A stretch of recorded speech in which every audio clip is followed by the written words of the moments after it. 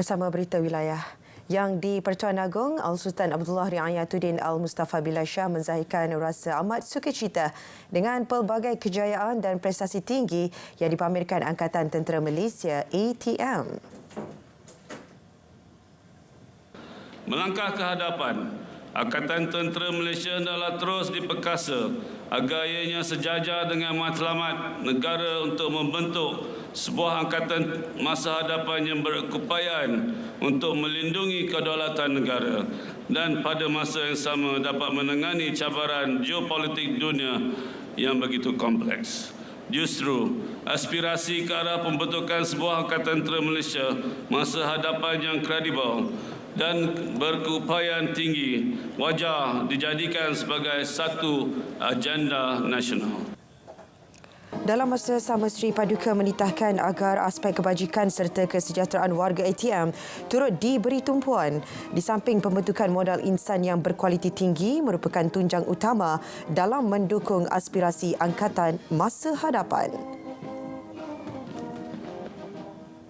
Semua kementerian, jabatan serta agensi perlu mengemukakan laporan bulanan berkenaan kemajuan dan sumbangan penjawat awam dalam melaksanakan setiap projek kerajaan. Perdana Menteri berkata laporan berkenaan perlu dikemukakan kepada Ketua Setiausaha Negara Tan Sri Muhammad Zuki Ali sebelum dimaklumkan kepada beliau.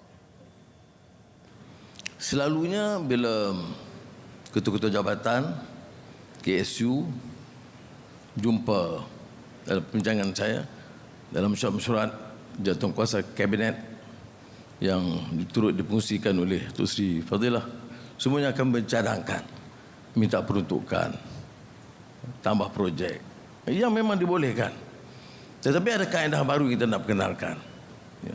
Mesti ada laporan bulanan apa yang dilakukan, apakah sumbangan saudara untuk dalam usaha melaksanakan projek itu.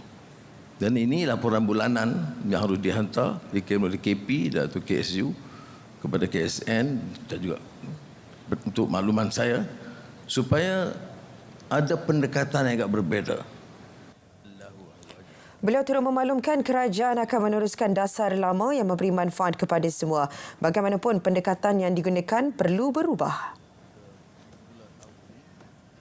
Sektor pendidikan negara tidak boleh lagi terikat dengan acuan lama dan perlu melakukan anjakan paradigma. Sehubungan itu, penguasaan bahasa Melayu harus lebih baik, manakala penggunaan bahasa Inggeris perlu diberi keutamaan dan ditingkatkan.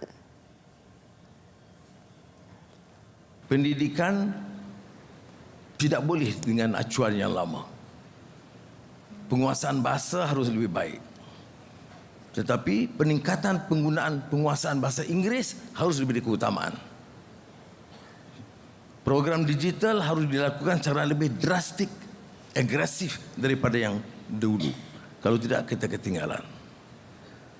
Itu juga program-program lain di kementerian-kementerian lain, umpamanya digital.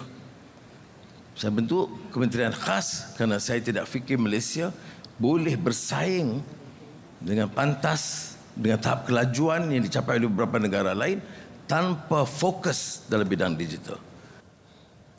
Jelas Perdana Menteri, soal kemanusiaan, keadilan dan akhlak yang baik tidak perlu ditinggalkan dalam kegairahan memacu pertumbuhan ekonomi, digital, kesihatan dan meningkatkan mutu pendidikan. Kes Dana Aman Palestin, SPRM sedang mengesahkan kesahihan transaksi syarikat-syarikat yang dipercayai memperolehi dana daripada pertubuhan itu. Ketua Pesuruhjayanya Tan Sri Azam Baki memberitahu berdasarkan siasatan ke atas senarai syarikat-syarikat terbabit, Pegawai Penyiasan mengesan wujudnya keraguan yang memerlukan penelitian mendalam.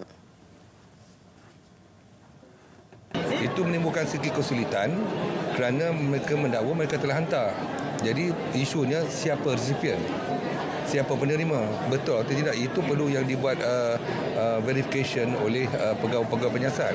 Katalah dihantar kepada you, betul ke? Ini memang perkara-perkara yang perlu disiasat dengan teliti oleh pegawai penyiasat. Sebab itu kita perlu ambil masa. Sebab itu wang itu perlu, wang-wang yang telah masih ada lagi dalam bank, perlu kita sita. Bulan lalu, SPRM mengesahkan membekukan sebanyak 41 akaun bank Syarikat Pertubuhan Aman Palestin. Pembekuan itu dilakukan selepas SPRM menjalankan siasatan terhadap dakwaan Aman Palestin menyalahgunakan wang sumbangan orang ramai. Seorang pegawai agensi penguat kuasa yang dipercayai mempunyai kaitan dengan sindiket pengedaran dadah terbesar di Sabah ditahan sekaligus menjadikan 11 individu ditahan bagi membantu siasatan. Pada 29 Disember tu, kita ada buat satu lagi tangkapan atas seorang pegawai agensi penguat kuasa yang bertindak sebagai transporter tu. Umur 43 tahun, dia ditahan, dia bertugas di Lembah Kelang. Suspek sebelum ini pernah bertugas di Sabah dan telah dipindahkan untuk bertugas di Lembah Kelang. Operasi siasatan sindiket dadah berkenaan masih berjalan dan akan ada tangkapan baharu. Pihak polis juga telah membekukan 22 akaun bank, menyita 18 pelbagai kenderaan mewah, merampas wang tunai, barangan kemas dan jam tangan yang dianggarkan bernilai RM100,000. 26 Disember lepas, Ketua Sindiket Dadah bergelar datuk antara 10 individu ditahan di Sabah. Sindiket berkenaan dipercayai terlibat secara aktif dalam kegiatan pengedaran dadah jenis syabu sejak 2015. Bercakap dalam sidang media di Bukit Aman, Datuk Seri Ayub Khan turut memaklumkan individu dikenali Raja Dadah Malaysia yang ditahan di Laos bakal menghadapi pertuduhan di Thailand dan tiada cadangan untuk diekstradisi ke Malaysia. Dan bahan psikoaktif baru ataupun new psychoactive substance. Setakat ini kita tidak ada rancangan untuk membawa dia balik. Dia ditangkap dan telah pun diserahkan ke Thailand. Dan biarlah dia menghadapi pertuduhan di Thailand atas aktiviti dadah. Kalau Thailand ada cukup bukti untuk mengambil tindakan ke atas beliau, biar Thailand ambil. Mana-mana warga negara Malaysia yang berada di luar negara yang melanggar undang-undang negara tersebut, kita serahkan kepada negara tersebut untuk mengambil tindakan. Media sebelum ini melaporkan suspek yang dikehendaki polis Thailand kerana kesalahan menyeludup dadah ditahan dalam operasi bersama Thai Laos pada 29 Disember lepas. Perkembangan sukan olahraga di Selangor. Selepas dibatalkan pendaftaran selama 2 tahun, Persatuan Olahraga Selangor POS menerima nafas baru apabila Nur Hayati Karim dilantik Presiden Badan Induk itu. Nur Hayati menang tanpa bertanding pada pemilihan mesyuarat agung tahunan bagi penggal 2024-2026. Nur Hayati sebelum ini dipilih menjadi Presiden POS pada 2021, namun pendaftaran persatuan itu dibatalkan oleh bekas Pesuruhjaya Sukan Ibrahim Muhammad Yusof pada April 2022.